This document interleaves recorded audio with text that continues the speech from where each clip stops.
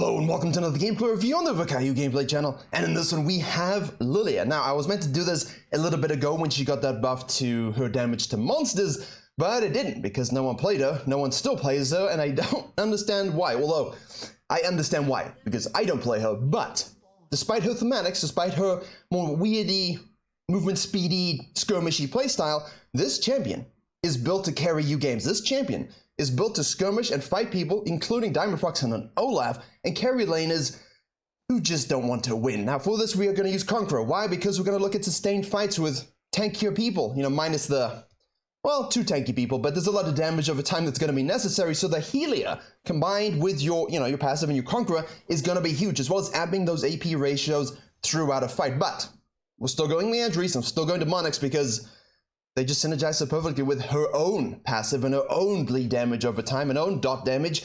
And you know what? When they're building HP, like the enemy team will, you want to make sure you are maximizing that HP damage. Now, Rise, have you guys been seeing this a lot? I've been seeing this a lot.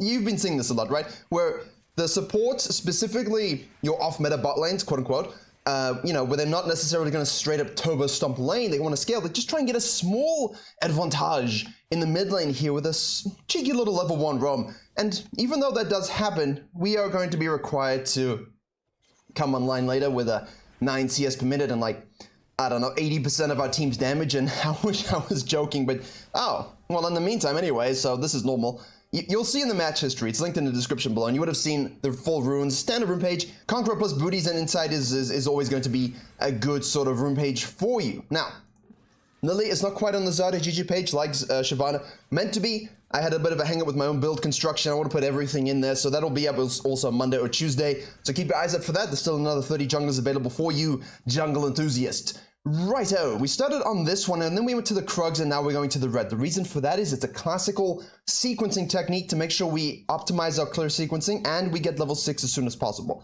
In this situation, Raptors into Krugs into red, into Wolves, Gromp blue, or should you want to reverse the sequence into blue, Gromp Wolves, allows you to have that second rotation nice and primed and juicy. So Krugs and Raptors will spawn together. Raptors then Krugs. In the meantime, Olaf, full clears. Will definitely be faster because if he gets a leash, he gets a leash. We went solo Raptors. Enjoy this little dragging of the wolf camp. That's not going to be a thing you can do in Season 13. In the meantime, I fully expect our bot lane to engage and not pay attention to the fact that the Olaf's sequencing down and therefore die to one of his predictable ganks. Or maybe that won't happen. Maybe we'll die on the scuttle here. Again, 2 videos in a row. Oh, you're low. Whoa, that is. See, this is a little bit silly. Like, this is two games in a row now. That new shield from Olaf, the Olaf rework, really saving his ass right there. That new shield really saved him.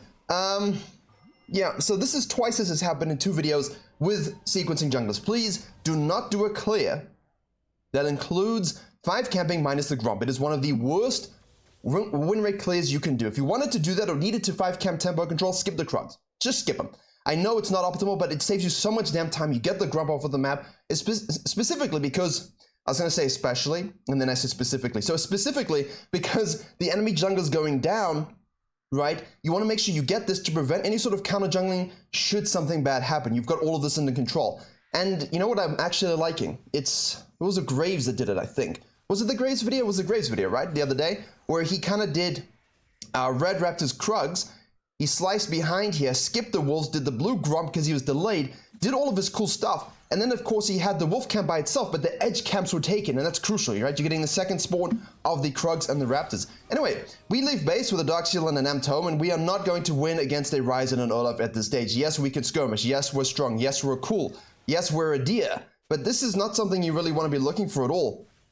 I feel like if you're going to go for the scuttle, you're going to go for it now. But otherwise, the best thing you can do as Lillia here is just go Krugs, Raptors, look for a flex. Otherwise, you can go down here and cut, or you can carry on. The problem is because of our Wolf and Grump not being sequenced because of that first rotation, or us missing the sweet spot here, it's absolutely tragic. So not the best early game, not the best sequencing we've seen, but that means a lot more, right? That means a lot more in the context of this video, because if you can have a really suboptimal start like we've had here and still end up with 91% KP and 9 CS a minute, your recovery is always going to be good. And Lily is very good at recovery. So yes, while she does like to skirmish, she's not exactly a fister, okay? And while Dums might tweet about Lillia a lot, that's just not something that that we can do to an Olaf. Like, he will beat us 1v1. So what we're going to do here is leave the base, take the Grump, go up to the Wolves here. This is now out of sequence from this. It's a little bit whack. We're level 4. We need to recover. We need to look for an opportunistic event to punish a mistake, to capitalize on perhaps a mispositioning by the enemy team. So let's see if we can do that here. There's no point going to topside now because Raptor's down, Krugs are up. That's only the second rotation Krugs. We finally have the... It's an unfortunate smite, but we needed to do it. And we don't really have a full-on sequence here. So we're still level 4. We can go ahead and do a scan. We can use a Hex Tech Flash here. Yeah, this should be a free kill. So play off of your supports, knock back into a knock up, into a nice swirl seed, into a twirly whirly sweet spot damage on that W. Remember to try and get that true damage on the Q and the outer rim. That's not just a Star Wars reference, but if you get it, good job. You're my friend. Move on to the top side here. Do we have an opportunistic way to run through? So here you can run around and just kind of run straight through, even if you're seen, especially when the lane is pushed up so super far. Okay, now Shen has left the aura of the swirl seed. Misses. Oh, I hate this so much. I hate this so much. Ring around the rosies, you know, like you just...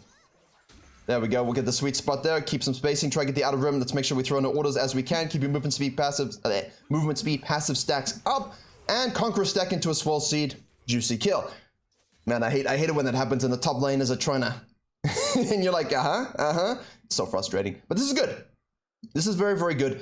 I would be cautious here about being counter jungle and Krugs. I get so nervous. Obviously he's on Drake here, but like if you don't see, well. Rise is going to do it as he's moving on up through as we were pinging it out, but well, okay, there we go. Good job. So what I was trying to allure to is if you don't see this jungler for a while and he's sequencing and you think, let me get this gank beforehand, and he sees you here, it's very common that they will just run at you on the Krugs. Obviously here the mid laner does it, but it's something I'm very cognizant of and I get quite nervous about, to be honest with you, because I too play weaker early game junglers that can be exploited. The best thing you can do here is exactly what our bottom lane is doing. They are trying their desperate best to turn on the Kai'Sa before the Horde runs them down. It's the best thing you can do. If you're getting dove and you're going to die, just try and 2v1 the person who's out of position from the rest of them as best you can. If you burn Sam's ults, you'll get him next time, but it's not always going to work. See, this is what's going away completely. Because, and you know what? I get it. Because not a lot of junglers can do this, and it gives a certain advantage. Like, if you're playing a hybrid single target damage champion, you'd have to kind of 1, 2, 3. So the counter jungling and fluidity with which certain champions farm, it's a little unfair with the amount of damage they can do because they can still fight well. They still scale well. So I understand what they're going for. There's no reason that jungling should be about how long you spend in the practice tool doing that, right? It should be about my decision to counter jungle that should be rewarded in isolation. And it will be because they're basically compensating the lack of double camping and boosting it so that any jungler could kind of do that play. And that in essence is... I think that's fine. We don't need to gatekeep jungle, okay? Jungle is difficult. You guys see the views. You guys see how things are. This isn't an easy role. You know it's not easy. You know it's difficult when lane is in. You know that you have to go and practice tool and refine your clears 1,000 times before you get the full benefit of it. I mean, really, I'd rather you guys have an easier barrier to entry, but a higher ceiling of mastery, right? And that's hopefully what we're going to get to. So that's my 2 cents on that, but it will depend on the numbers. I'm not 100% sold on everything. In the meantime, Herald is up. We want to secure that objective while they got the Dragon. So our whole team collapses. We're going to enjoy that. 2-1-2 now. 57 CS. We have equalized. Good counter jungling. Plant is hit. Gangplank. Olaf. Obvious. Rise. Seraphine's still here. Cow is showing up. And obviously this is going to be happening. So we're going to ult the Rise, ult the Gangplank here again. Olaf is now being pushed to the side. He should accept his fate and die. We're going to flash in there for a nice Q sleep combo from the Lillia, cleansed by the orange man himself, but he gets swooped and duped, and then down goes Rise because it's illegal to play that champion. I don't care how many times they buff it. Unless you are Faker, I don't want to see it. I think we can all agree on that. And that's a special note to all you Silver Rise mains. No, you are not different. Don't care if you have a 55% win rate on Rise. In Silver, you should have an 80% win rate on Rise if you were good at him. Okay. No offense. Much respect. Keep going. You do you.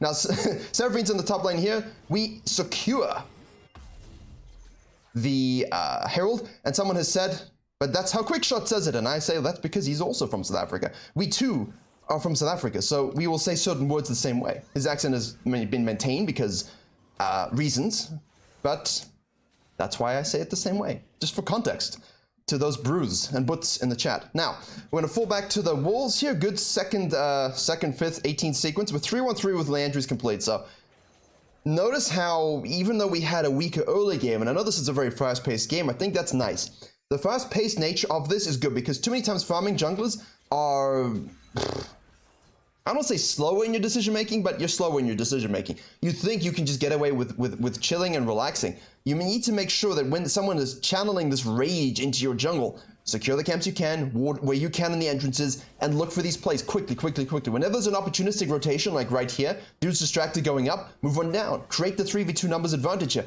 Very, very nice. Rel is out of position. We have the Landry stack. We have our HP damage as well, which means Rise is also going to die, because this dude will most likely go Everfrost. So you're going to get a lot of value from this itemization, and of course our kid. With 10 stacks now, we activate this. Let's look at the gold. 5,500 at 11 minutes. We're going to smack all of these plates. Let's see what we can get to at 14 here. So we're at 5-6 now. Obviously a lot of that shed. Ooh, nice ult on the Kaiser, forcing the cleanse, which means the ult will go through. We're going to stomp with a W, and we hit a Q for some extra damage. The Shen comes through onto the Seraphine. She flashes the wall. Now Shen's on the other side of the wall, but he's CC immune. Run away. Don't let him get a reset. Very well done. Nice burn damage. Nice kiting. Using the movement speed stacks to create distance from the Viking axe. Well done. Very nice. Good job. Yes. Thumbs up. Now we're at 6-6. So for our Master Yi player on the main channel, did a whole expose on Cenarius, rank 1 Master Yi. Nice analysis on that champion, and also the playstyle, not just the champion. I don't like the champion, but you can be skillful on said champion, right? And it's definitely more skillful than Belveth at the moment, which is hilarious to think about, but really it is. But he looks for about 9,000, 8,000, 9,000 gold at 14 minutes. I think that's a really good metric if you're a hybrid carry jungler who scales well with gold. Now we're at almost 7,000. I think for non-Master Yi players, it's significantly more realistic to say 7 to 8k, you know? Purely because, as a baseline average, because you're not going to have that same plate security. What he will do is he'll get these plates with the Herald, and then you just go, like, auto-attack another 5, and he can do it. But many other champions cannot. See, nice trap here. We do miss the bowling ball. Doesn't really matter. We have Alistair. Boom, boom, boom. W into a Q true damage. Now we can fall back to the second rotation since we left the base. I keep saying second rotation, but the respawn of the Gromp and the Wolves. Fast-paced game, though. You gotta stay on top of it. If you're not sticking with this, watch the video again. I really do encourage you watching these kinds of fast-paced videos again, because it's tough to make these decisions in real time, and you can see how quickly the information's flowing at us. And I'm trying to, you know, keep you somewhat entertained and educated, edutainment as it were, and as well as get through the game in the same way. So it's quite intense, actually. But our whole team's kind of playing around us now. Have you noticed this? Our team was not fully committed to this in the early phases. It looked like it might be a bit of a doomed game, but the Lillia has just been forcing things. Yeah, our team has played okay, but they're really playing around the Lillia, and a lot of these fights, a lot of these fights would not go this way, or the way they're going, excuse me, unless Lillia was there. I mean, she is by far and above the highest damage source in these fights. And you can go ahead and, as I said, match histories are always in the description here. Yes, this is it. Now you can say, well, look, Alistair's doing the CC, the Seraphine's healing and doing the R's. Yes, but you need the damage. You need to be the carry that they can play around. It's very much like playing, I don't want to say Master Yi AP version, because it's definitely not, but you get what I'm saying, right? Like a very strong carry jungler that people can coalesce around and play with. You know, say, oh, the Lillia's damage here, the way she is, we can win this game. Now she's 7-1-8. It's definitely a team effort at this stage, but in terms of KP by the end of it, you're going to see highest damage, highest KP, and still 90th minute. I mean, how many times have you guys had games like this, which look free, like NA in groups at the moment, spoiler alert, but, my babies, let me relieve you of your pain. I'll free you from the clutches of KFC. We could go for the red into the Krugs again. If you want to go mid lane here, I would rather you kind of go outside in. Dude's waiting for an R, I think. I'd rather you go outside in, just to make sure you kind of sync up and get all your farms. So I don't like the inside out here. It doesn't make sense because you can see we go here. We're like, I don't really want to go up. It's better to kind of do this and cut it down, so you can always be pathing in the direction you want to end up. We're not 2 levels ahead, and this is the thing with the damage to monsters bonus. Even in those losing games, you just end up you end up getting so much farm as long as you're intelligent about your sequencing. And we didn't have the best beginning, but we got there in the end. So, I will...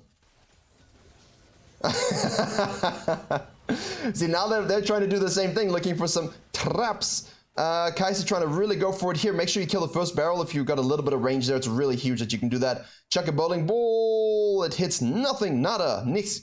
And now Seraphine's in the mid lane. What's going on? Are they chatting? Is this an EUS special? She DC? She dancing? Is she talking about Skana? What's going on here? Tweeting once more? Please stop. I don't know. So again, you've got to be the difference maker. Like, this is a big scenario, right?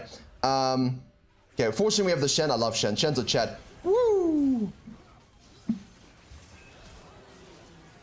Up, down, up, down. Keep your space, keep your space, keep your space, keep your space, keep your space. And the burn damage and Leandries will do their work. The second Zhonya's there, absolutely huge. There's no reason to go demonics just yet. I think the Zhonya's is needed for the outplays when you're super far ahead, because that stasis, that armor, that resist against that team comp, huge. But again, it's just so important to keep those movement speeds, passive stacks all the way up, and to always create space in and out gameplay and really hit that true damage sweet spot on the outer edge there. You see that? That's huge, because Olaf is going to be a tanky boy, right? Rowler's going to be tanky, and obviously if you're playing against a more prototypical meta comp, you're going to have other tanks in the game as well, maybe 3 to 4. And that's where that true damage is going to be absolutely beautiful. That's why it's frustrating for immobile tanks to play against Lillia. So she's very good in the meta. Very good in the meta. Right. Fast-paced. 10 stacks on the Dark Shield. I feel like we could upgrade to a Magi soon enough. Measures plus a blasting one potential. If we feel like we're in a good position to really carry this game, we could do that. We go straight into the Measures. We're going to go for a Boots completion plus a Ruby Crystal for a bit more survivability. That's absolutely fine. Absolutely fine. CDR plus Measures plus Ruby is always a good combination. Remember, every stack you get in a fight is you scaling without having to go back to base. We hit the E. Dude's going to get the tower. We hit the sweet spot on the W. We're going to keep going. Auto attacks in between those Qs. Oh, we missed that one. That's fine. We'll recreate some space here. 3 levels up on Olaf now. And that's the thing, right? I want you to become obsessed with your own game. If you were thinking, what's the Olaf doing the whole game? That's great. And you should definitely track and play around what he's doing. But when you're playing Lillia, I want you to think very deeply just about what you need to do to get yourself into that fed moment. Peel your ADC, peel your back line from the Olaf. That's the best thing you can do here. Don't let him get those resets. Very important. The 2.5 second is a long time, longer than you think. We're going to flash Q that one to get the double ult, triple ult, excuse me, onto the gameplay guy. I undersell that one. Very, very nicely done. We have the Shen completing the kill on the top side. We're going to keep going on the Rel here. Triple kill. 2-1-10. This champion is insanely strong in the right hands. Insanely. And I have no idea why people just don't recognize the fact that in this meta, yeah, we want to gank. Yeah, we're going to have Sejuani's and Maokai's ganking. But if you can Lillia 8-9 CS a minute, and at least maintain certain control over your jungle, don't really care, right? You'll end up carrying as long as you have Dragon control, Herald control. Huge. Absolutely huge. Just 24/7. It wasn't really looking to be that way in the early phases, but it's absolutely insane the perma-skirmishing that's happened. I think that's important here. Notice when we farmed, notice when we've skirmished, notice how it's panned out, and notice how she's kept her spacing and really outplayed a lot of people using their movement speed. You can't stick to me. I mean, melee, rise, melee. A lot of melees against Lily is very, very difficult unless you've got giga amounts of chain CC. Oh, that was a nice Everfrost though. But again, do we have the swirl seed up? Come on, we're going to gap close with the W, make sure we hit that Q, and then we can chuck the E for the finito. E second, by the way, QE. For the maxes, we have this plant hit. If there's vision here, you will see this, so keep an eye on that on the map. Now we're doing some counter jungling. Kai'Sa is obviously rage splitting at the top side here. Strong champion, but didn't really get the attention she needed. So the Olaf was so focused on removing the Lillia from the game, he stopped focusing on, he's 4 levels down now, stopped focusing on taking good fights and putting himself in a good situation to snowball the winning lane. Because as good as Olaf can be at snowballing in the mid game, Lillia is even better in the mid game when she's fed, to be honest with you. And she can use her kiting to get in the way. Gangplank is the annoying thing here. Nice, Seraphine. You're just fighting. This is a bit of a clusterfuck if you ask me. Zhonya's he smited the Baron to stay alive. Doesn't really matter. Bit of a clusterfuckery fight, as I just said. But Quadra. I mean, I guess that's generous, but I would have wanted the Quadra just for the like the post-match history, maybe a Penta, but hey, sometimes it pays to be kind.